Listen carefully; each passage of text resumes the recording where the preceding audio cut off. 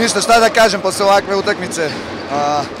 S jedne strane srce mi je puno, mnogo ljudi je došlo danas da nas podrži.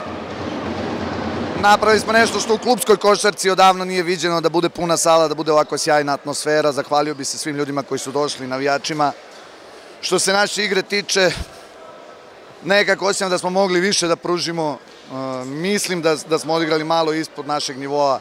Da li smo bili impresionirani protivnikom, šta je bilo, ne znam, to ćemo analizirati, ali u svakom slučaju lep jedan osjećati ovakvu jednu utakmicu u Evropi. Ja bih se pre svega zahvalila ovom velikom broju ljudi što je došlo. Iskreno nismo navikli da igramo pred ovolikom publikom i mnogo mi je drago što su svi došli da pogledaju ovu utakmicu. Mislim da su nas skupo koštale neke naše jeftine greške gde su oni iskoristile u kontranapadu i mislim da smo sad probile led i nadam se da ćemo u drugoj utakmici izaći mnogo bolje, čvršće, jače i borit ćemo se svakako do kraja, tako da vidjet ćemo krajnji rezultat.